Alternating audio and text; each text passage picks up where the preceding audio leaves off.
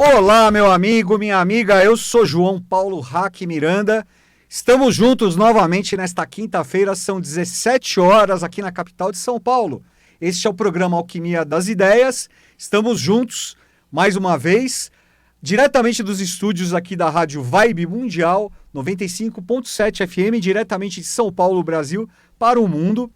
Hoje nós temos um convidado super especial.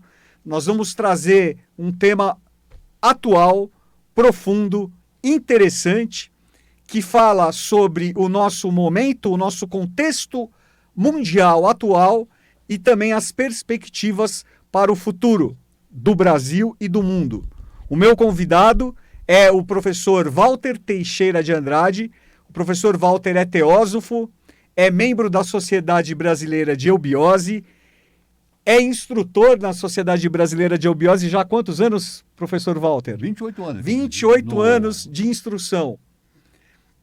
O professor Walter ele tem um profundo conhecimento dentro do contexto das obras teosóficas, principalmente das obras teosóficas e do legado deixado pelo fundador da nossa escola, da Sociedade Brasileira de Eubiose, pelo legado deixado pelo professor Henrique José de Souza. Professor Walter, é um prazer estar com o senhor aqui novamente. Seja muito bem-vindo ao nosso programa. Muito obrigado, João Paulo. É uma honra para mim, uma felicidade muito grande estar aqui e vamos trabalhar. Vamos trabalhar. O professor Walter já esteve aqui comigo, ainda na época do programa Semente Abstrata. Então é a primeira vez que o professor Walter vem nessa nova fase do Alquimia das Ideias, do programa Alquimia das Ideias. E como eu já adiantei um pouquinho, o tema do nosso programa de hoje é a nova civilização, o papel do Brasil, principalmente nesse contexto atual, com vistas ao futuro e também abrangendo um contexto mundial. Professor Walter, quando nós falamos... eu ia começar por uma pergunta, mas me veio aqui na intuição outra. Vou começar pelo seguinte. Desde criancinha, desde pequeno, eu ouço falar que o Brasil é o país do futuro.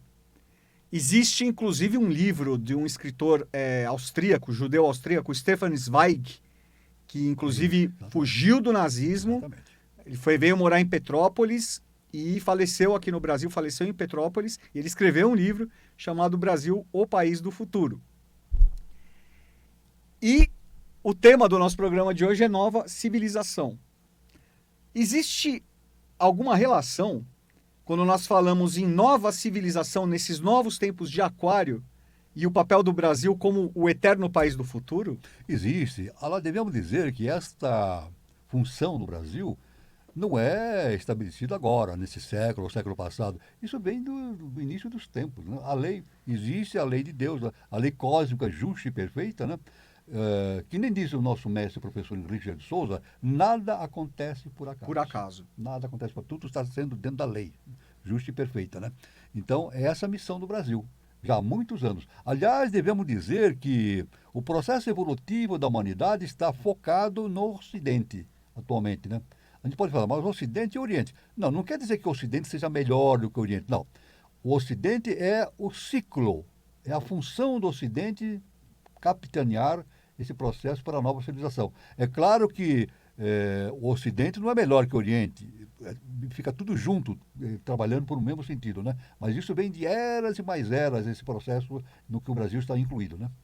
Então, professor Walter, o que eu entendo desse processo é que podemos dizer que o comando consciencial, espiritual do mundo esteve no Oriente durante muito tempo, durante milênios. E agora essa excelsa consciência que está relacionada, que comanda, que é a força motriz desse novo ciclo civilizacional, que não é apenas brasileiro, que não envolve apenas o Brasil, mas o mundo inteiro, ele está vibrando agora a partir do Ocidente, é isso? É porque são os ciclos, né? Aliás, o ciclo oriental não começou no Oriente, isso vem de Atlântida, vem da Lemúria, né? E vem de épocas transcendentais, né? Porque tudo vem da consciência divina, né?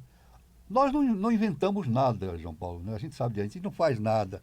Nós somos e devemos ser veículos do eterno, vive do eterno. Então isso vai acontecendo através das eras, dos milhões de anos que sucederam a nossa raça atual, né, ariana. Então passou pelo Oriente, veio de Atlântida, passou pela Índia, depois veio caminhando em direção do Ocidente e agora está radicado no Oriente, no Ocidente. No né? Ocidente. No Ocidente. Né? Novas fases vão acontecer além disso, né? Porque a evolução é dinâmica, não é, professor A evolução Walter? é dinâmica. O nosso mestre, o professor Henrique de Souza, ele diz que no ano 3005 vai começar justamente a nova civilização. Na verdade, a nova civilização. Então a gente pergunta assim, puxa vida, mas daqui a 1000 anos, o que eu posso fazer? Resposta, pode fazer tudo. E apesar dele jogar para 3005, nós temos a responsabilidade de fazer já. Já. Né? Porque é que nem o budismo diz, o tempo é zero, é o aqui e agora. Tudo que nós fizermos agora para a nova civilização vai se refletindo e vai acontecer essa nova fase na humanidade no ano de 3005. Veja bem o seguinte, eu quero dizer o seguinte, não é o Brasil é o ponto de referência, mas é o mundo todo, né? O mundo todo, né?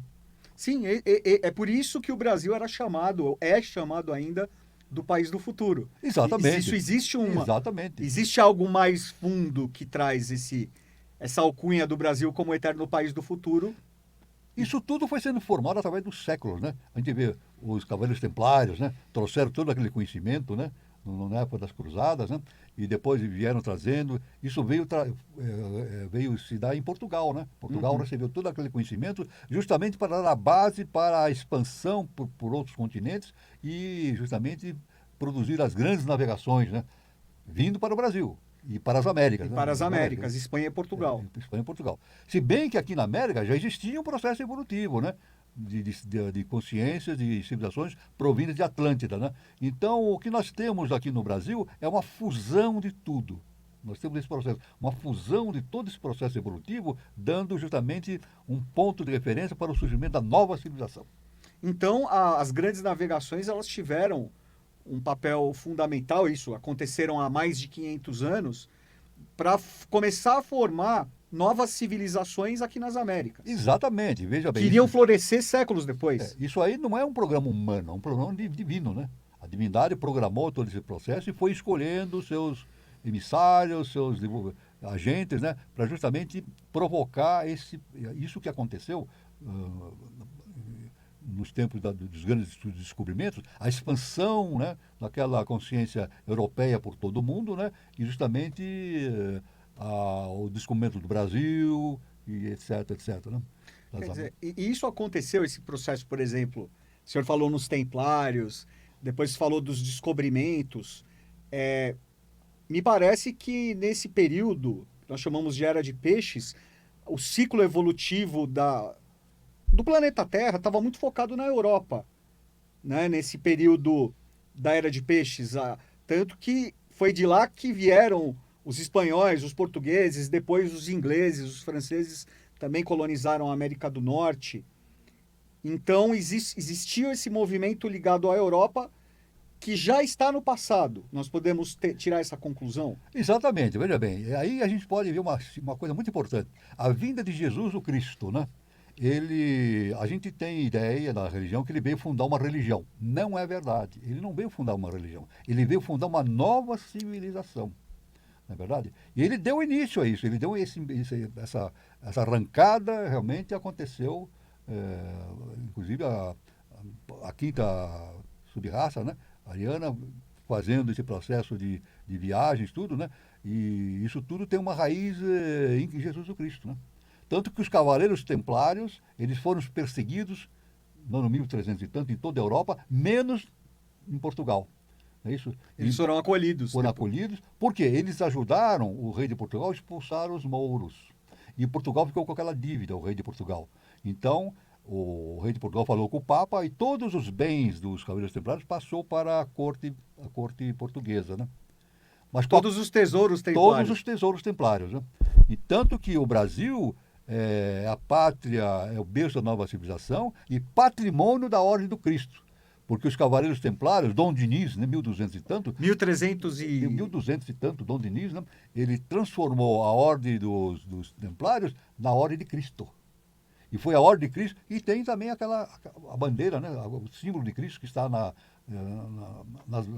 Cruz de Malta. A Cruz de Malta está justamente nas Que é o símbolo nas- templário, é, que é o nas- símbolo que foi adotado pela Ordem de Cristo e que estava nas Exato, caravelas. estavam nas caravelas, tudo. Então, nas você vê que embarcações nada que acontece por acaso, tudo é fruto desse planejamento cósmico levando a um novo processo de de civilização. civilização. Isso ainda. Agora, a gente pergunta assim: isso pode falhar? Não. Isso eu digo com certeza.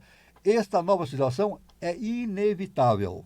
Isso eu falo pelos meus estudos, é inevitável, vai acontecer, porque é a lei que determina. Sim, independentemente dos problemas que nós enfrentamos no Brasil e no mundo nesse contexto atual. Aí entra o que eu vejo muita gente falando, É. eu não acredito que o Brasil vai ter esse papel, quando nós vemos tudo o que acontece na política, tudo o que acontece na sociedade brasileira, está tudo errado. Aí entra o que Jesus falou, a separação do joio e do trigo. Vai haver uma seleção. Então é por isso que nós podemos afirmar, a nova civilização é inevitável, vai acontecer. Porque hoje na internet está se falando muito na quinta dimensão, né? Então o planeta Terra ele está passando por uma fase para a quinta dimensão. A vibração planetária... Uma mudança de frequência de vibratória. frequência. Então, não é que as pessoas serão retiradas da Terra, a frequência não bate mais. Então, a consciência que não estiver em consonância com a frequência vibratória da Terra, evidentemente será levada para outros planos vibratórios. Agora, mais atrasados. Mas Deus não pune nem castiga. Deus é amor e perdão. Sempre. Então, sempre. Deus é amor. Jesus falou, Deus é amor e perdão. Então, todos aqueles que não estiverem preparados vão restaurar o seu processo evolutivo em outros planos evolutivos, em outros planetas, né? Mas continuando sempre o caminho evolutivo, né? Porque, na verdade, o que existe mesmo, né, professor Walter, é só evolução. Só evolução, é a base do universo é a evolução, né? Então, são novos fases evolutivas, né? Fases evolutivas. Muita gente fala assim, isso aí é o fim dos tempos. Não é o fim dos tempos. Se nós somos no Evangelho, Jesus falou isso. O fim dos tempos, está no Evangelho, o fim dos tempos nem os anjos sabem, só o Pai sabe. Então, nós não temos fim dos tempos, temos novas fases evolutivas. É uma transformação. Uma transformação através de fases, nos dirigindo para novos modos de consciência da humanidade, né?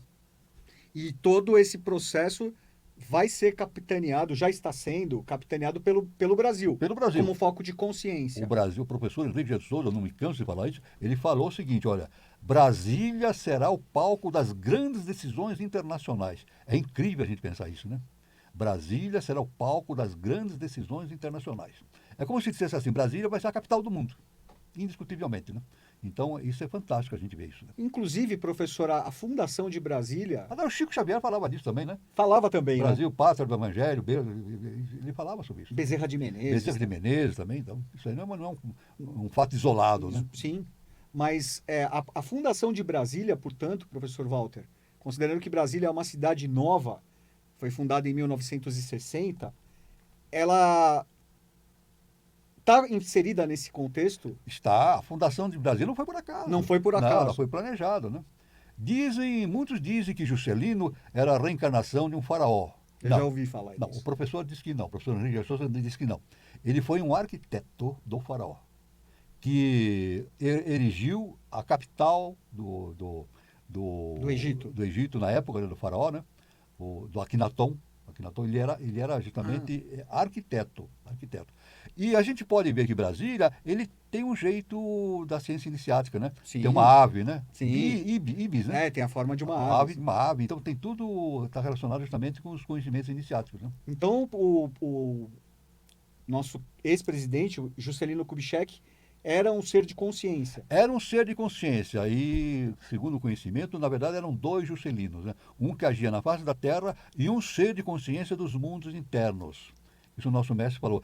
E houve um processo de troca. Porque o processo era muito difícil de ser feito, né?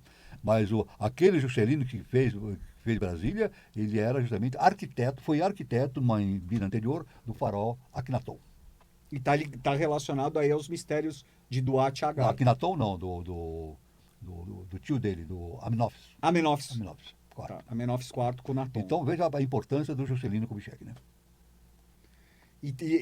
Inclusive com a posição de Brasília no Planalto Central do Brasil. No Planalto Central. Entre os paralelos 15 e 20. Inclusive, eu vou contar uma coisa interessante, o presidente Juscelino Kubitschek, depois de sair do poder, lá no ano 1972, por aí, 74, por aí, ele esteve lá em São Lourenço. Sim, 1972. Fazendo uma palestra, né?